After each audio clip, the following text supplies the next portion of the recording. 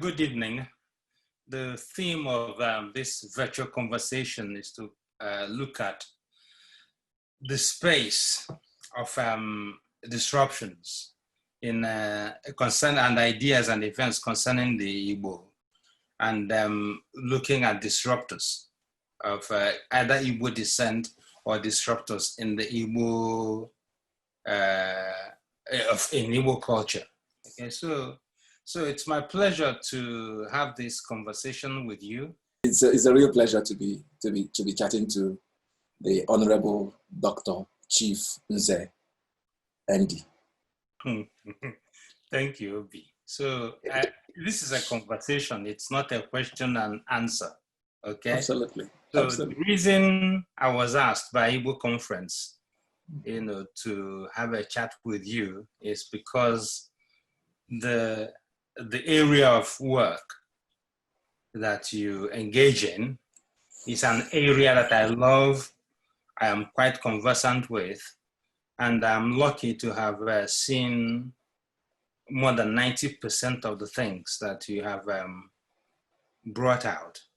So I actually want to start this conversation by quoting something you said on CNN and asking you to elaborate on it, and then we'll take it from there. You described yourself as an eclectic, self-taught filmmaker. So I'd like you to expand on that, and then we'll take the conversation forward from there. Okay, thank you very much. Like I also said in that CNN interview, everything we are goes into everything we do.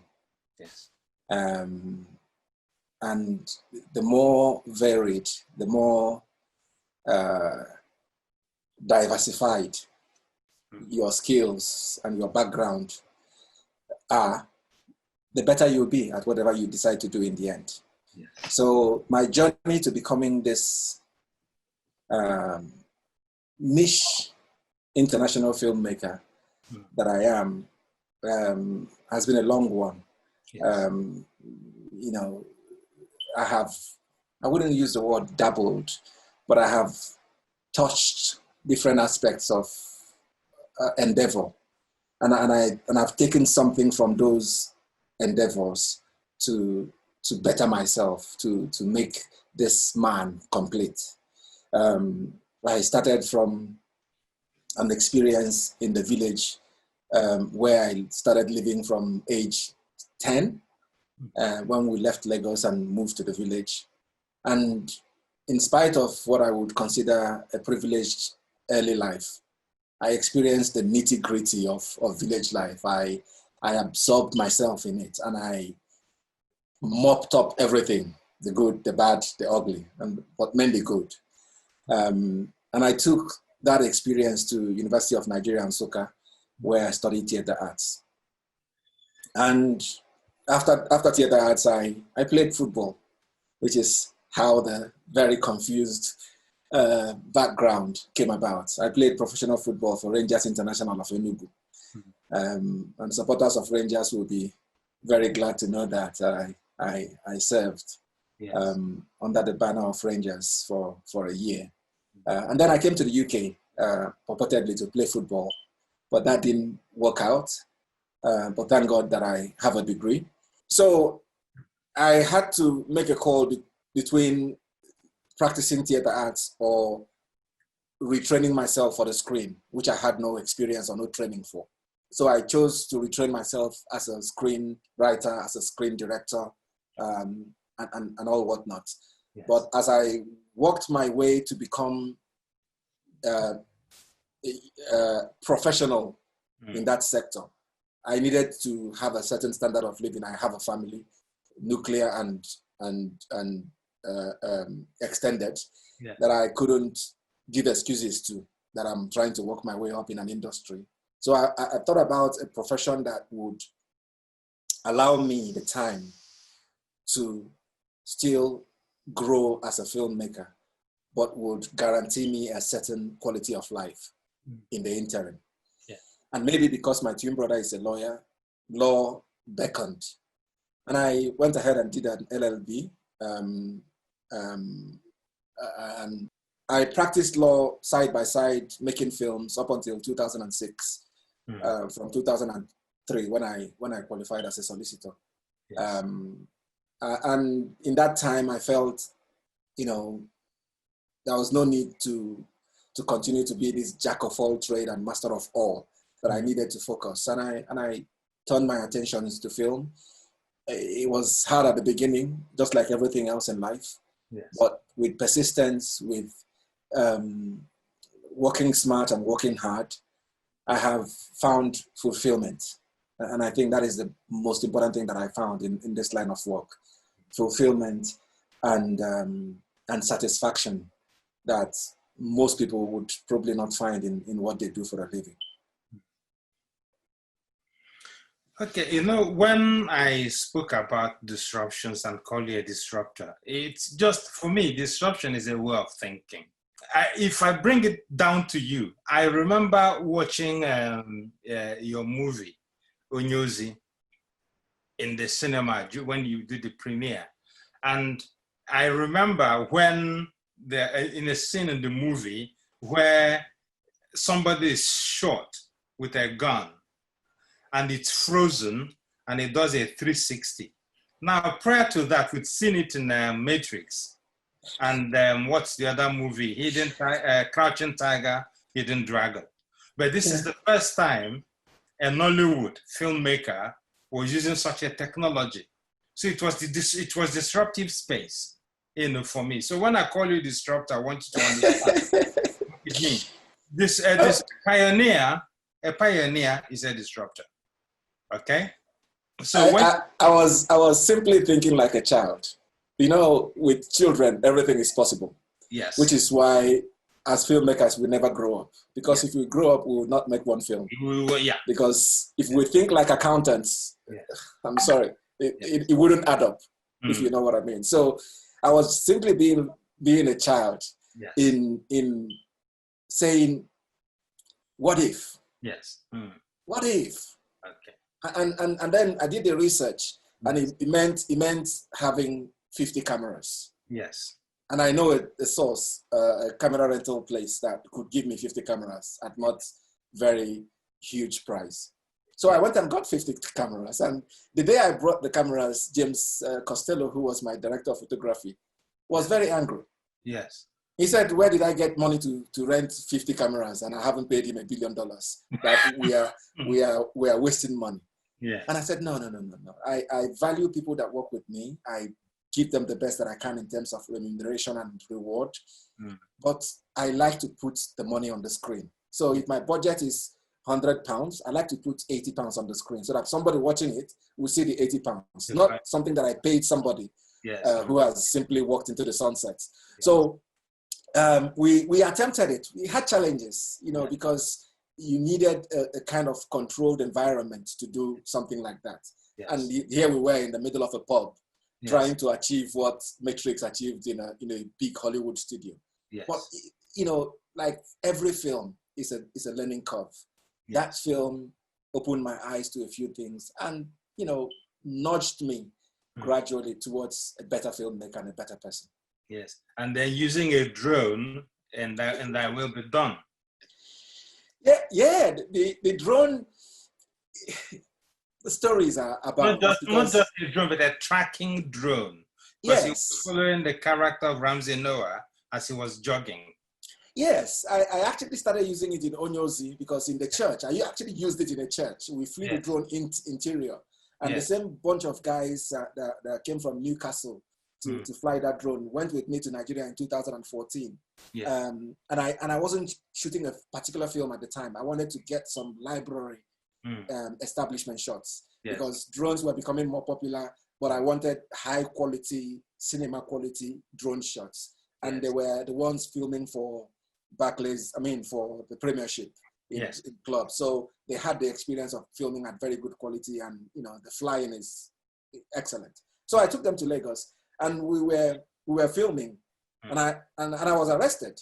Yes, I was going to say I heard that, so I'm happy you're confirming. I was arrested because they said the guy purportedly said that I was filming the Lagos State governor's office with a view to bombing it. Even though I showed him my footage, even though some of them recognized me when I mentioned myself, and in fact, Lagos State Broadcasting Corporation was the premises where we were arrested. And I told them, okay, as part of my mea culpa, that I was going to allow them, give them a license to show Last Flight Abuja. And the man was very excited. Yes. But this man who recognized this Igbo man who was filming in Lagos was very unrepentant. He dragged me to the governor's office. Yes. Coincidentally, the person who was the governor's chief security officer was the guy I play football with in Lekki. Yes. And he told them, don't you know this guy? Is it because he's not Yoruba? Yes. You know, you know what he does. You can warn him and ask him to go, but dragging him on along. And that was how I was released. So the footage that you saw in most of the footage that you saw in the, that will be done was actually shot by those guys while they were in Nigeria, leading to our arrest. But the question I'd love you to address, you know, based on you've done drone shooting, you rented 50 cameras, you want to put this quality on screen. How do you finance your movies in this day and age? Because somebody like me, I would like to find out. Okay, how get as an independent filmmaker, because you are not working in a studio, so the financing comes from you. How do you get people to believe in your project, and how do you get them to support you? So if this question has been asked by a young filmmaker who's saying, how do I get to finance my films? The answer would go something like this. I believe in today's age, where technology is everywhere and almost democratic, you know, the quality of a mobile phone camera would surpass the quality of big cameras in the days past, in the years gone. So you need, as a filmmaker, to make a film. Yes. Rob the bank, blackmail your family, steal your children's savings, make a film. Yes. Once you make a film, it becomes your calling card. It becomes, you know, they say in football, you're as good as your last game. Yes. It becomes your calling card so that you can use it and show somebody and say, this is the one that I made with 20 naira, but I'm looking for 40 naira. If you give me 40 naira, I'll make something better. And then you hustle. It's a hustle. Hustle has become a more a holier word than it actually implies in plain English. But it's a graft. Yes. Trying to use your comparative advantage, trying to think smart, trying to market yourself at every opportunity to the right persons with the right projects. So for me, having been doing this for 20 years, it comes with a little bit of pedigree. Yes. And it's not pedigree coming from a place of too much intelligence. It's pedigree coming from doing something for so long, then you pick up some habits. So right now I'm trying to raise the bar for my funding, and it's like slightly more difficult, but funding small budget films are really not too much problems. And sometimes the funds might not work out from an external body or a third party, and I have to fund it from within. I have to fund it myself to continue the legacy, to continue the job, because people have very short memories. If you don't do something for a few years, and they mention Andy who, Yes. because some new kid on the block has come and taken over. So even when the funding is not coming as you want it, you have to continue to reinvent yourself, to continue to make films, even though it's not exactly what you want to make because you don't have the money to make what you want to make. So I'm working on a big budget film, but in the meantime, I'm also working on a small budget film which provides the fallback, the de facto project in case the big one delays. And I have people talking to me from America, from Canada, Nigerians who would say, we want to get involved in this industry, and there are lots of people who want to get involved in the industry, and it's reaching out to people like me to say, we want to get involved. We like the quality of what you do, and how much would it cost to tell this story, or any of the stories that you have, and what are the benefits? How are we going to recoup our money? And what I don't do is to give people false expectations about money. I tell it as it is. I tell them it's a long-term investment, that passion should override monetary reward. Yes. Because if you have passion, the money catches up in the end. But if you put money forward without passion, you might as well go and do drugs, because that's the easiest way to make money. Okay. I will do a segue, then I'll come back to the next part of the conversation, talking about you. And I didn't hear that. I didn't hear that at all. I said I will do a segue, a side question, a side comment. Then, can you hear me now?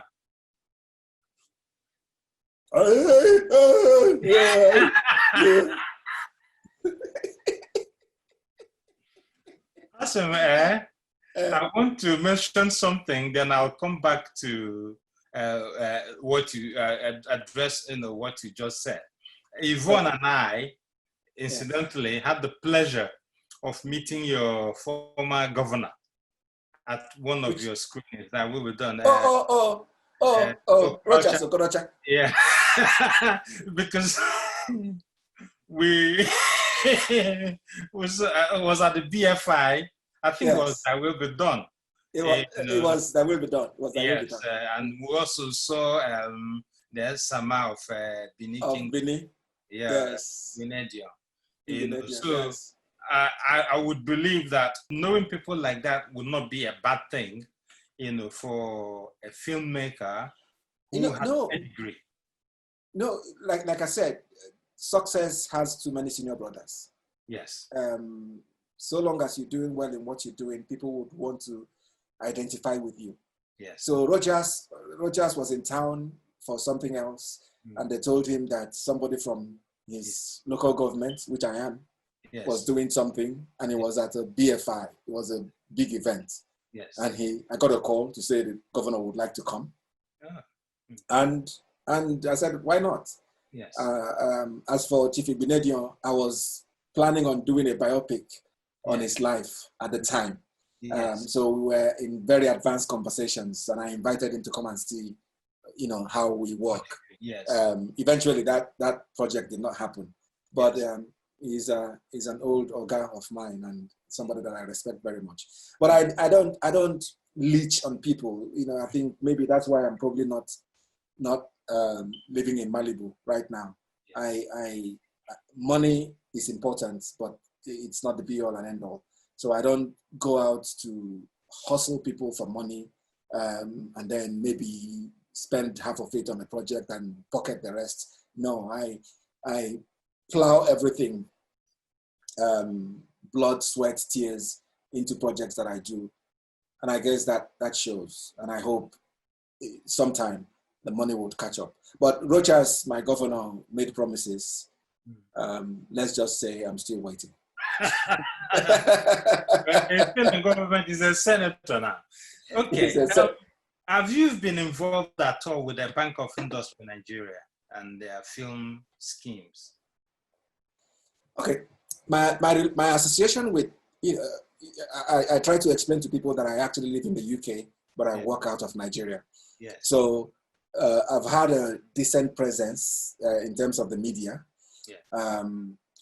So in 2012, Diamond Bank approached me. At the time, I was finishing off Last Flight to Abuja. The Mirror Boy was very popular across the world and opened a few doors. And on the back of that, they approached me and said, what is your next project? We would like to be involved.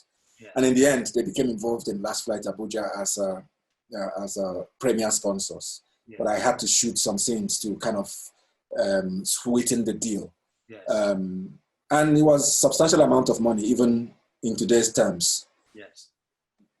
Following that, I also was involved with Access Bank for Oxford Gardens, the Nigerian premiere. They sponsored the Nigerian premiere. Yes. But that wasn't a lot of money. But I was one of the first few filmmakers approved by the Bank of Industry Yes. for the Nollywood Fund. Yes. And I was going to, I was considering taking the loan, which I felt had too much strings attached to it. I was considering taking the loan before a brother of mine, who is an Igbo man like me, who lived with me here in the UK, poured sand inside the garage. And I felt it was a poison chalice, and I wasn't going to go through with it anymore. So I opted out of the process. And Bank of Industry were saying, when I sent in my letter of withdrawal, they said they weren't going to accept it. I said, okay, I want to go call police. Give me the money and I will chop it. You know, so that is part of our problem as a people, undermining ourselves, not sticking together, not supporting one another, you know, bearing a grudge to the point of being destructive. But that's not good. So I left that process and said, you know what, let them keep their money. Come and get you for Dachinozo. Okay. I want us to have a conversation around heart to heart. Yes.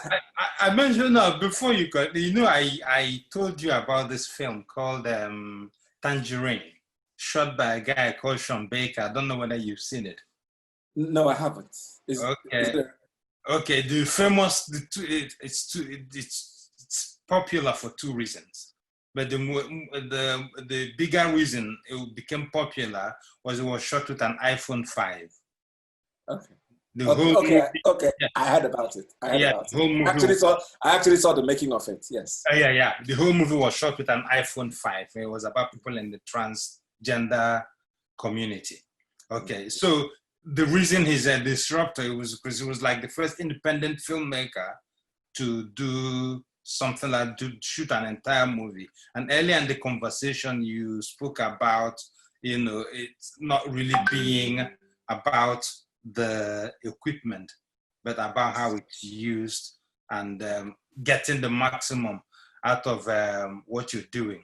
So now in shooting heart to heart, you use Zoom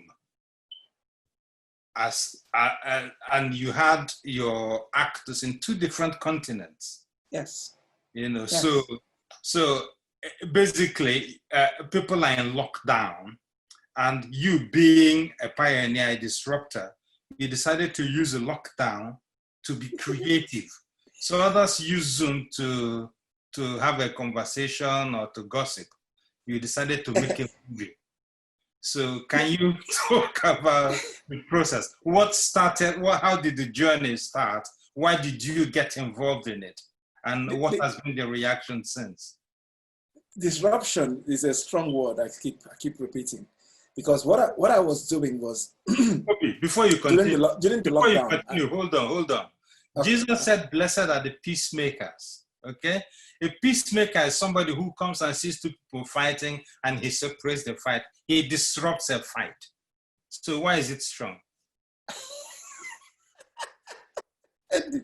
I'm not going to argue with you. You're the professor. So let me just keep my dirty mouth shut. You know, no, but seriously, heart to heart came like a joke, and I think most things in life would start without any huge actions for it. Yes. You know, I've been editing, preparing my projects that are coming on Netflix, yes. And keeping myself busy. Yes. And then I observed my wife from the corner of my eye doing a Zoom meeting. Yes. As part of her work and recording it. Yes. So after she finished, I said, did you actually record that? And she said, yes. I said, I know about Zoom, but I didn't know you could record. What if, childish, what if? Yeah. What if we told a story where two actors, because we can't meet right now, and that is very disastrous for a very tactile, very intimate, very communal industry like ours. Social distancing and all the lockdown measures would, killed our industry completely. So what if we could make a film without having people around and having that kind of communal spirit that is symptomatic of the film industry? So that afternoon, my wife and I agreed a story, and I started writing it. I called Jidekene Achufusi, who is one of the rising stars of Nollywood right now. He is the lead in Living in Bondage. Yes. Too. I asked him if he was interested in this, and he said anything I give him, he would do. I said, good. This is not a commercial project, but we need to make a statement. Yeah. And that statement is, first of all, to lovers out there, to say that distance cannot stop, reduce how you feel for somebody, cannot kill a relationship. To young filmmakers out there, that you don't need an Arri Alexa or a red camera or even a 5D Canon to shoot. Yes. Your mobile phone is your tool. Yes. Use it. If you touch the right spot and connect with the right nerve with the people, your project would fly, irrespective of what you shot it with. Yes. And there was also to send out a message generally to the people at a time when we are nearly drowning in misery. All we see, if you turn on the TV, is bad news, bad news, bad news, bad news, bad news. That a message of positive optimism, a message of converting what my dad would call converting impediments into instruments and enemies into power. That message is that, wherever you find yourself, you can see the good in the situation and see the good in other people. So Heart to Heart happened. I called a young lady here who I've never met. She contacted me in November last year that she was in film school and would like to work with me in front or behind the camera. And I said, okay, this is your audition. And I sent her the script.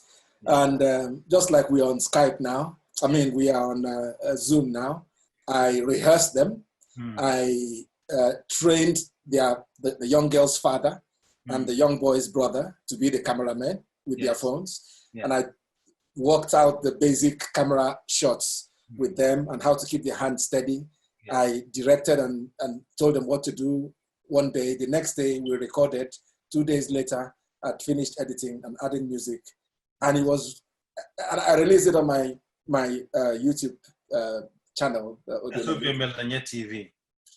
And like play, the thing just exploded. People connected with the innovation, the inventiveness of it, the positive energy that it gave them, the love story, because what it was, we had to find a story that was adapted to the technology. Yes. So the story we told was like eavesdropping on a video conversation between two lovers. Yes.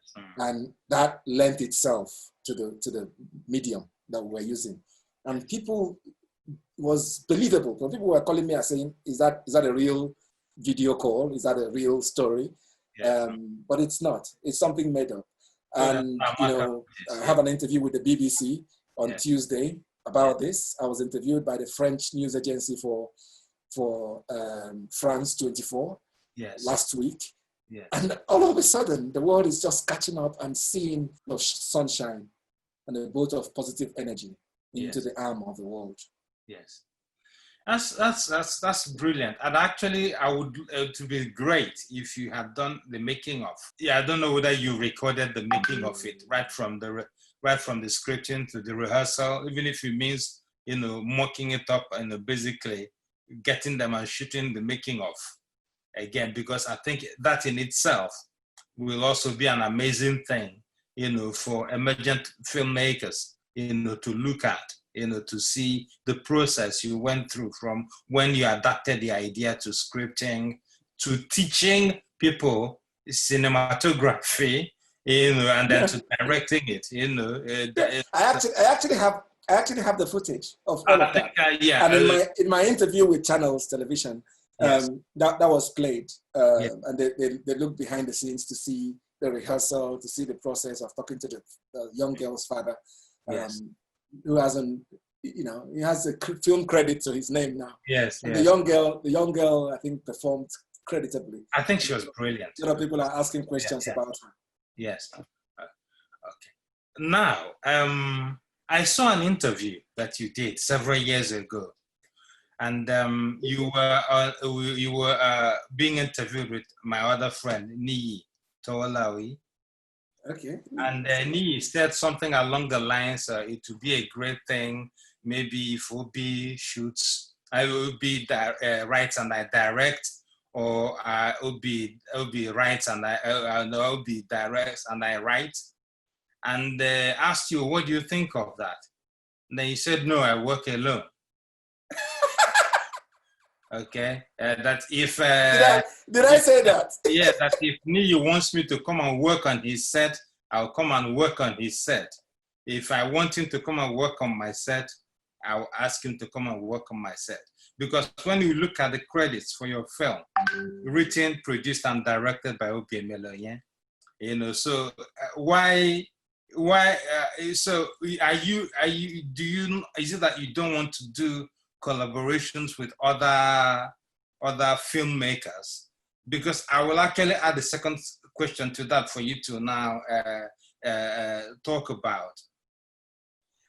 Let me add something else to that. I think it's an erroneous impression that I don't want to do collaboration with filmmakers. And I don't remember this interview. I remember me is a good friend of mine. Yes. Maybe I said what I said in jest. Okay. I'm open to collaboration. I have collaborated with a lot of people. Iroko TV, Jason Njoku was my executive producer, and his wife Mary was my producer for That Will Be Done. Yes. I wasn't the writer of that script. I, as a filmmaker and as a director, I affect the story that I work on. It's either I write it or I make it ready for production, because it has to be a certain kind of story told a certain kind of way to appeal to me. Yes. So I recently I've been doing a lot of the work involved in my projects, not because I don't want to work with another person, but most times out of necessity. So for argument's sake, the film about Babangida, which is my next Badamasi, which is coming out by God's grace very soon. I wrote the script because I was the one that interviewed the man. Yes. And this is my idea. So I kind of made several attempts. And over the last 4 years that I've been chasing the man for the consent to make the film, I kept changing the script, kept changing the narrative. I will go and I'll observe something. I will go back and put it in the script. So in the end, I wrote the script.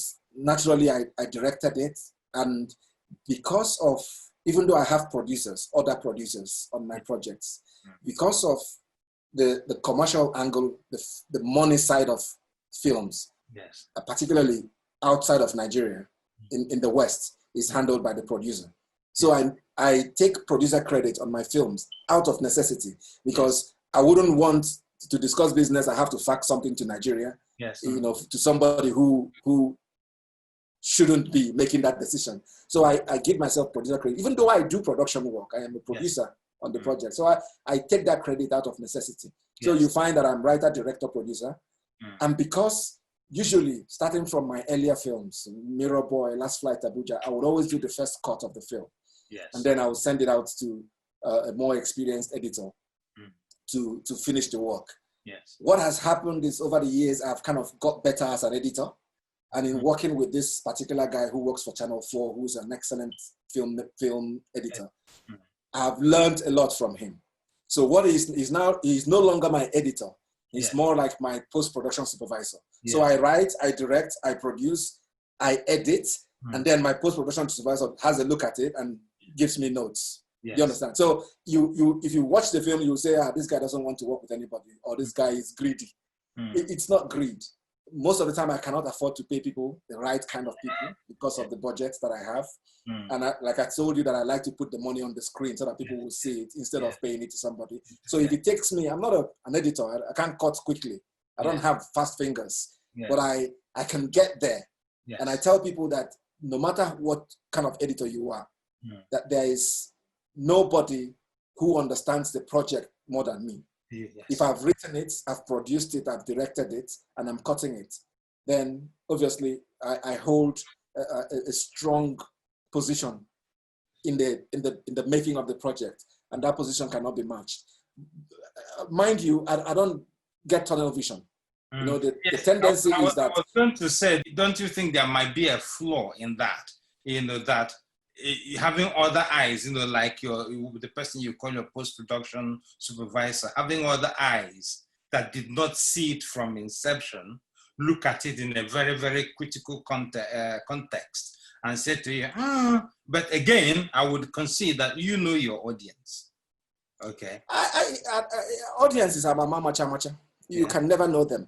And I think you have to constantly surprise them, because if you give them that's what they were doing in Nollywood before the likes of Mirror Boy and that new generation of storytelling came along. You know, so you have to constantly change. Change is normal. But I guard against complacency. I guard against having one-track mind because I am very sharing, because I'm very generous with sharing my projects. So I'm writing a script right now on a very contemporary IT phenomenon that is affecting everybody. That script, I'm just about halfway, but it's been read by at least 10 people. So these 10 people would come back with their ideas and say, that worked, that did not work. And it's a broad spectrum. So I have Nigerians, I have Oyibo people, I have people that are making films, I have lay people that are just going to have the audience perspective on things. So when I collate all of these reports, it strengthens and diversifies the thinking in the film. So it's not just mine. It's an amazing thing, because nobody knows that. Now you're saying it. Previously, I didn't know that. Most people wouldn't know that. But that is what is done. Collaborative critiquing is central with how the write scripts. Sometimes 10 people write a score. Maybe one person writes, everybody else critiques it. So if you're doing that, then obviously that answers the question. But the thing is, the person looking from the outside doesn't see that, and it's not brought up in your interview conversations, you know, about the process. You see, sometimes these are almost occupational secrets, and if you told everything, you have to kill them. You know, so you hold back. But the truth of the matter is that filmmaking is a collaborative process.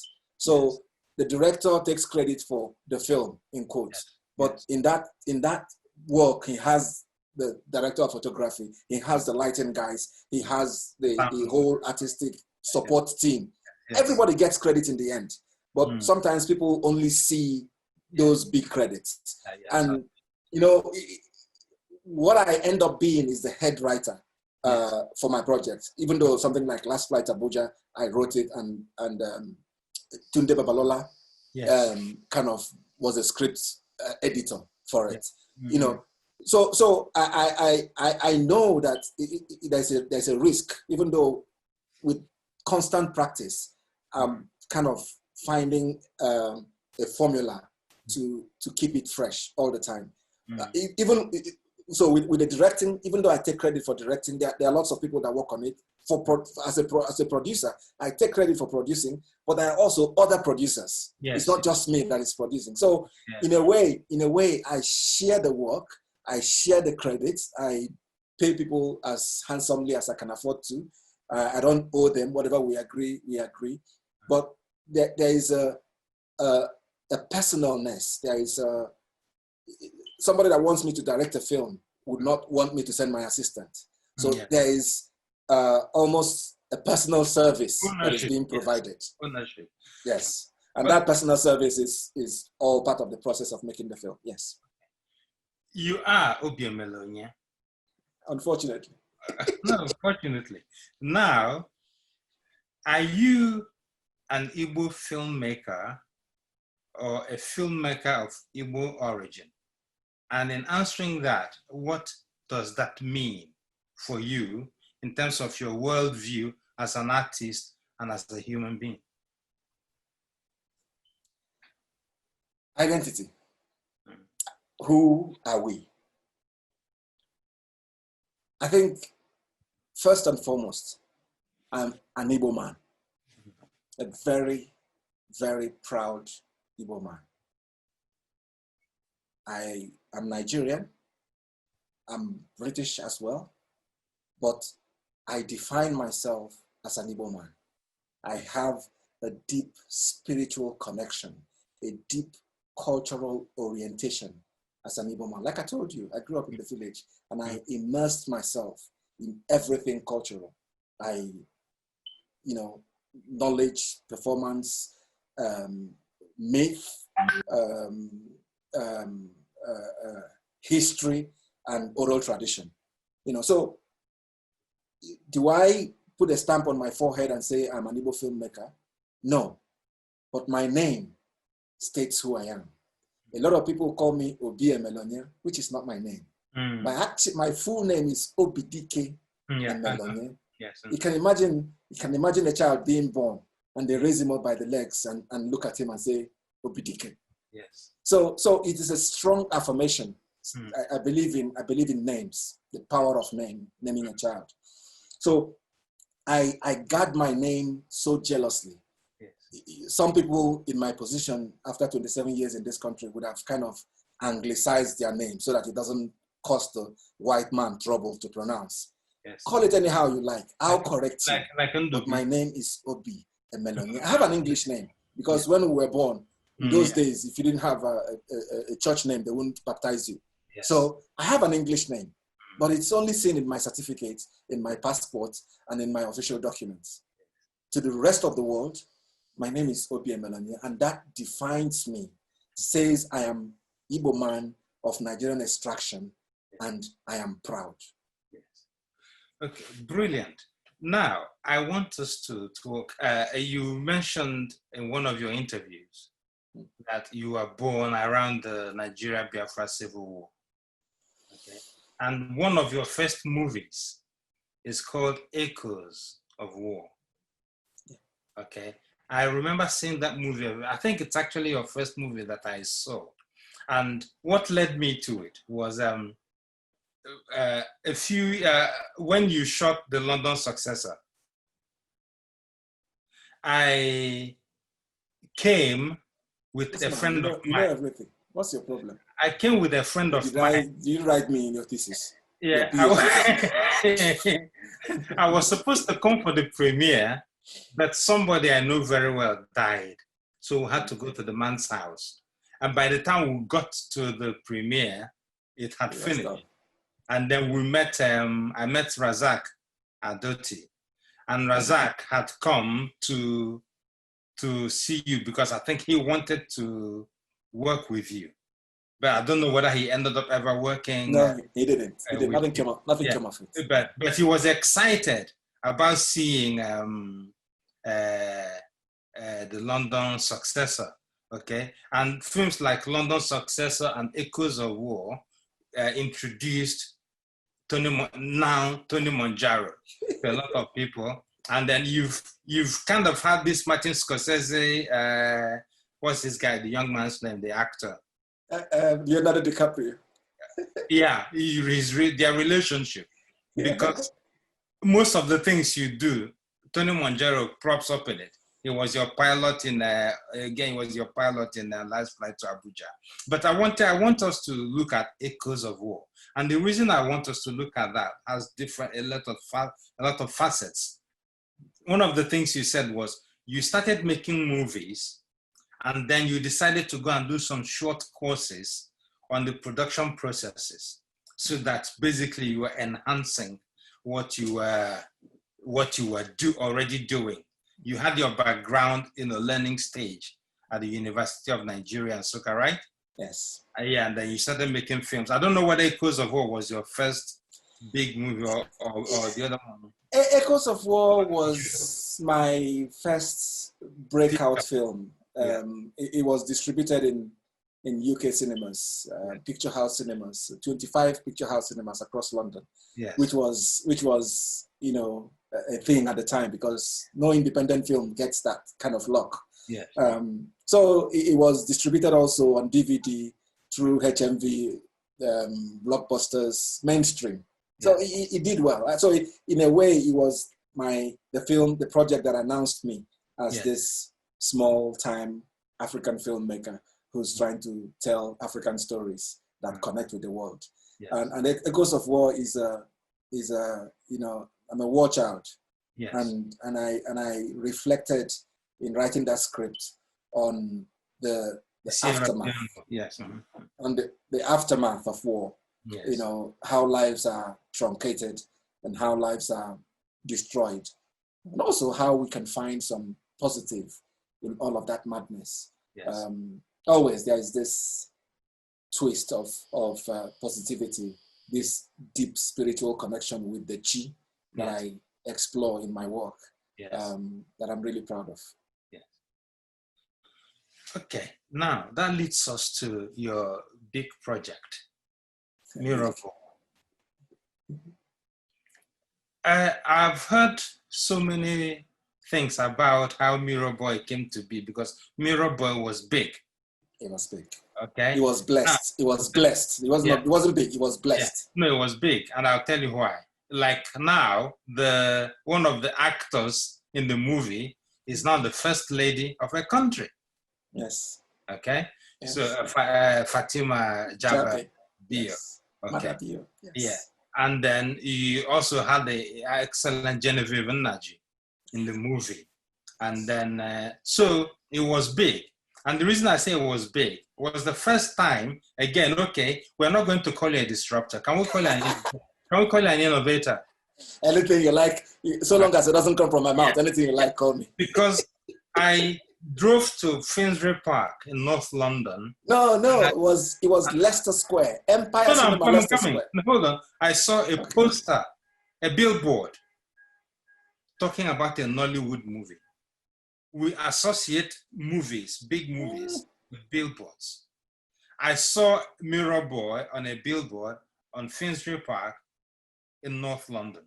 Yes. Yeah, and people trooped to the cinema, to see Mirror Boy. It was seminal. It was big. It was groundbreaking. Now, I heard somewhere about the background to making Mirror Boy big, that it was about being in the right place at the right time. But something I know for a fact is that you were part of Film Africa in the early 2000s. Yes. Okay, and Film Africa was a very ambitious project in those days. I don't know why it's not there anymore. So can you, just take us through how the process of getting it to the screen? Can you hear me? All the challenges, going to the Gambia to shoot, etc., etc. Okay, right. Film Africa was an organization between that myself, Kenem Baru, and KK Ajoku put together in 2005. Yes. No, yes. In 2000. Yes. In 2004. Yes. 2004. Yes. And the idea was to make films and promote films and create a new Black Nigerian film industry in the UK to match the Indians, because that was the model. Yes. So we would make projects. I was in charge of production. Kene was in charge of distribution, and KK Ajoko, who worked in a bank in Nigeria with a little bit of money, was providing the funds. It was a perfect partnership. Yeah. The vision, what I'm doing now, and what Kene Baru is doing in Nigeria was part of the Film Africa vision. Yes. And we made the London Successor and Lucky Joe, and toured around. We did what we called Premier Roadshow. Yes. So it wasn't an official release, but we went around, we brought the stars from Nigeria and went around from cinema to cinema over 2 weekends. Yes. 4 screenings, and kind of created a buzz, created a longing to come out and dress up to watch Nigerian films. But unfortunately, personal differences came came in, and that partnership essentially died. So I walked out of Film Africa when we had a screening at Leicester Square for Across the Niger by Izu Ojukwu. I walked out from that venue, came back home, and told my wife that I had a new company, and it's called the Nollywood Factory. Right. And that was the beginning of my journey as an independent, personal, one-man riot squad. Because I was stung, as it were, by close partnership. So in a way, I'm a bit averse to as an Ampakone Ebuto Onusi. So I keep my distance and collaborate on certain levels, but to embrace and be tied by the umbilical cord is something that I would have to watch very, very, very, very carefully before I get involved again. Do not be unequally yoked as well. Yes. Yeah. So Film Africa set the pace, wrote the script for what I'm doing now, and what Kene that gave birth to Film One and Film House in Nigeria. Yes. But I'm happy that everybody involved in that is doing well. Yes. We could have been stronger together. They say if you want to go fast, you go alone. But if you want to go far, you go with a team. We could have gone further than we have gone, individually and collectively, if you had stayed at Film Africa. But I'm happy that everybody is alive and everybody is doing well. And we give God the glory. So would you consider in the near future going into any other partnership like that, with experience of hindsight? You never say never, but I think I am more amenable to arm's length deals. I'm more amenable to, we have a project, let's do our best and work on it to make it work. And that's what I've been doing. I worked on The Mirror Boy with Aki Salami of OHTV at the time.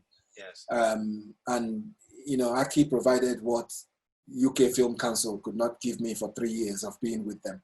Yes. They saw something in the story, but as usual, they sat on it and just passed me from one producer to the other. Some of them you meet and they say, what is this? Some of them you meet and they keep procrastinating. In the end, I said, I'm not going to do this anymore. I'm going to go out, find the money, make my film. I'm not going to allow myself to be my life and my career to be defined by these people who are not necessarily smarter or better filmmakers.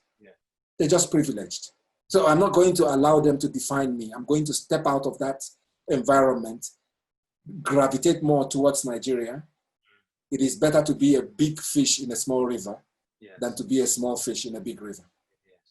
I'll bring two final things to the conversation and then we'll wrap it up. The first thing is, I want you to tell us the story of Mirror Boy and what it changed for you, what it defined for you, and how it affects or influences what you do now. Wow. The Mirror Boy, like you said, I call it, and that is the word that I use, my seminal film. Really, really, it is my epiphany. Because you said that your house in Malibu that you're going to call it the Mirror Boy Mansion. Yeah, actually, that's what I call my house in the village, the Mirror Boy Mansion. The Mirror Boy was a project that I wrote at the lowest ebb in my life so far. It was the lowest of the lows in terms of how I felt as a human being. And what I did was to plow my frustration, my fears, and my anxiety, channel them into this creative process to write a story that I knew from the time that I wrote the script that it would be something. Yes. And then, like I said, I went to the UK Film Council, pitched it to them. They liked it enough to accept me into their fold. Yes. And then they started posting me from pillar to post. Yes. So in the end, I said I was going to come out of that process, or otherwise this film will never be made. Yes. Because they refuse to see what we see. Yes. They refuse to see the the spiritual, because the Remiro Boy, I have to come to that, was actually written culturally for Igbo, as an Igbo film. Yes. The relationship between the son and the father is in Igbo folklore. That is the undying bond between the son and his father. And even though the Mirror Boy the boy had never seen his dad before, there was a connectedness that beckoned him when the time was right to come back to Africa. Anyway, so Ake Salami was one of the people that saw the potential in the film. And I would say that the Mirror Boy was made with £50,000. Yes. £50,000 for the logistics alone, for going to Gambia alone. You spend all of that in flights. Yes. But I was so focused on making the film that I didn't want to be paid. Yes. I knew that the film was going to be my calling card. Yes. And when Aki told me all he had, I said, let's do this. Then I got Fatima Jabe involved. We were supposed to shoot in Obudu Ranch. Yes. That provided the whole environment to shoot the film. Yes. But when I went back to Cross River State, they told me stories. So I called Fatima and said, oh, we're not going to shoot anymore. We have to find another location. Yes. And she said, why don't you come to Gambia? Yes. So another door opened. Yes. That's part of the blessed journey of the film. We went to Gambia, and Yaya Jame provided us the most conducive filming environment that I've encountered as a filmmaker. Yes. We had everything, apart from cash. They gave us the freedom of the city to shoot whatever we like. They gave us security. They gave us everything. Fatima Jabe made that happen. And now that she's inviting me to come to Sierra Leone to make that. So I would enjoy something similar. Yes. So we finished the film, and I was in post-production for the film. We cut a trailer, and that trailer was just released. And then duty called, family duty called. Yes. My younger brother had kidney problems, and I traveled to India to donate a kidney for him. In fact, while I was in India, because it was supposed to be a 2-week affair, it ended up becoming 2 months and 2 weeks because they did so many checks. Yes. Ake Salami was complaining that I lured him into investing money in my film, and I've run away to go and die. But after the operation and my brother was okay, I came back to the UK. Yes. 10 days after my return to the UK, still with my stitches. Yes. I got a call from CNN. Yes. We were doing a take on New Nollywood, and they came across my trailer online. Yes. I was there as one of the few filmmakers who were going to be spoken to. Yes. By the time I got home and the program ran a few days later, it was about the Mirror Boy and me. Yes. So that announced the film on a big, global, big level. Yeah. And then the premiere at Empire Cinema Leicester Square came. Nobody had seen the film. Even Genevieve hadn't seen the film. I told Ake Salami we have to do Empire Cinema Leicester Square. He said, there are 1,300 seats. How are you going to sell 1,300 seats on a Tuesday? Yes. I said, the Dubai mentality. Yes. If you build it and promote it, they will come. Yes. So 2 weeks to the event, we hadn't sold up to 300 tickets. Yes. And Ake said, we have to pull the plug. I said, hell no. If it is one person that shows up in that cinema, I would make it the best day of their life. Yes. We're not going to pull the plug. We're not going back. You can pull out if you like. Yes. I am going to see this through to the very end. 3 days before the premiere, tickets sold out. On the day of the premiere, Nigerians who don't buy tickets online showed up at Empire Cinema Leicester Square, and the queue went around the whole square. It was. I have never seen anything like that in my entire life. As soon as I got to the venue, by this time I had to force my way into the place. Yes. I just went into the toilet. I told my wife I'm coming. I went into the toilet. I sat down there and I cried like a baby. Yes. Because it was the coming together of everything you have wished for, you have dreamt of. Yes. And then the reception that the film had, because it was a slightly different story. It's not the run-of-the-mill Nollywood story.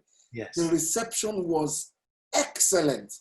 So I walked out of there, walking on air, and then it released in the cinemas, and it was sold out after sold out. In the end, he made over $100,000, which for 10 screens for an independent film without a big PR budget was extraordinary. Yes. Then he went to Nigeria.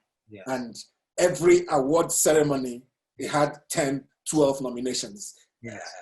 Look at my back over there. Yes. You see some of the awards. Yes. 95% of them came from the Mirror Board. Yes. It was phenomenal. Yes. Blessed project. Yeah. And I'm humbled, at the same time proud of what we achieved with that small seminal project. Yeah. That was brilliant. Now, I'd like some other day I will actually do a bigger treatise on Mirror Board. Okay, just the movie itself.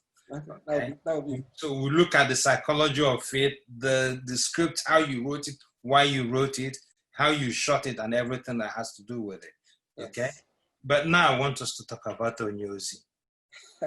My favorite Onye. You know, this is Igbo conference.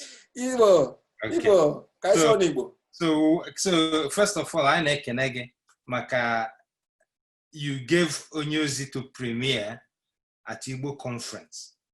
Obi made us a special disc because he was still editing. He made us a special disc. Amaka came and gave it to me. Amaka is Obi's wife. Yes. Yes. So I remember that. We played it at the conference, and your actors came, and they came on stage and they spoke, and they were very well received. Very so now, earlier in the conversation, you said you are a proud Igbo man. Yes. And then you now decide to make a movie in Igbo language. And actually, I remember a conversation where you were trying to get Yvonne to either write or to edit, She translated some of them, but she didn't finish the work. She still owes me money. Yeah. So, can you tell us, or tell us in general, the whole world that will be seeing this? Onye, yes. With the success of the Mirror Boy, with the commercial and PR success of Last Flight Abuja, I felt emboldened. I felt I could do no wrong. Yes. What a time to tackle this Igbo film genre that is underrepresented, even though the majority of the filmmakers are from Igbo extraction. Yes. So, Living in Bondage, I started this model of Nigerian cinema. It was an Igbo film. So I said, let's try and tell a story that is modern. Yes. Let's try and tell a story that is contemporary. Let's try and tell a story that has the scale of cinema. Because from ab initio, I wanted it to make the cinemas. I wanted it to be the first film to have a theatrical release in Nigeria. So we set about doing that. So I wrote the script in English. With the help of Yvonne, partway, not all the way, I managed to translate it in some kind of central Igbo language because of our different dialects. People, yes.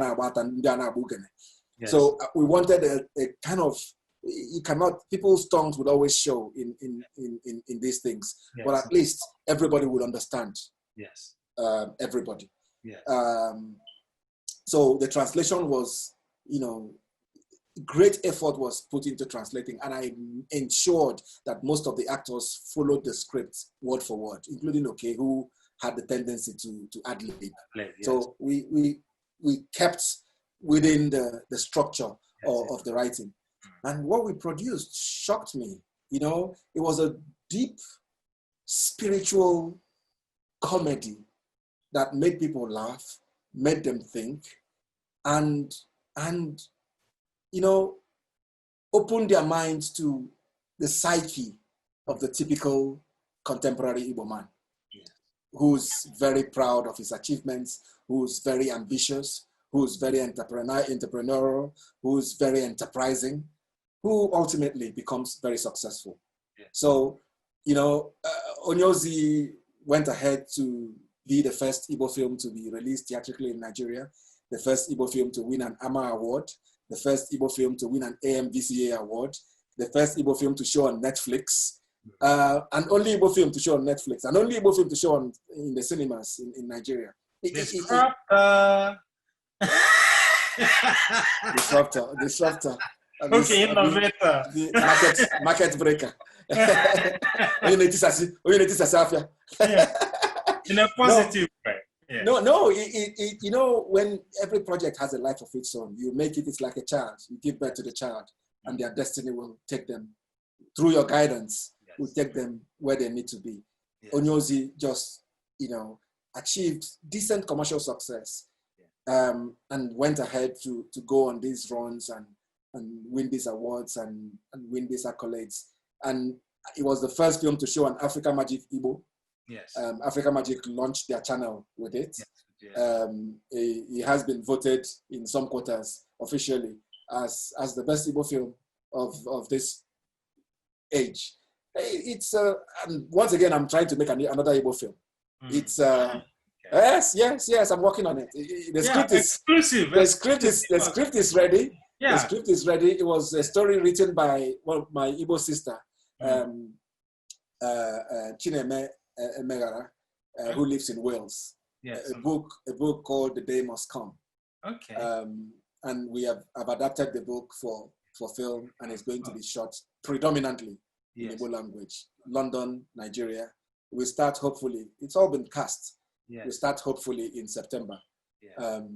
And it's going to be a very strong international Igbo film that has the potential of going very far. Brilliant. Now, you know, I'm a writer. Yes, I know. I've told you what I felt about Onye, not because it was written in Igbo, but because of the way the story is told. When you talk about the classic storytelling style, where the hero gets to a level, then plunges the depths and practically dies and then resurrects. You see that coursing through the movie. Okay, so it's my personal favorite. If you had done it in any language, I would have loved it because of the storytelling. But the question is, what gave you the audacity to make a feature film in Igbo?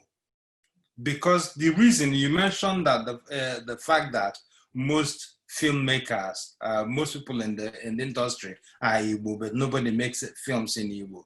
And when you ask that question, what they will say is that it's about market. Okay? So what gave you the audacity to do that? Is it because you were in a very comfortable place and you didn't really care, it was a passion thing, or did you really look at it as show business? You know, as in you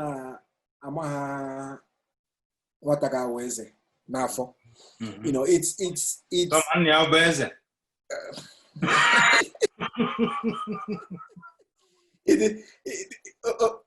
like I said, my hand was strengthened by the success of Miraboy and Last Flight Abuja. Yes. But I wanted to make a statement film. And like I do most things, I said at the beginning that if I was an accountant, I probably wouldn't make a film.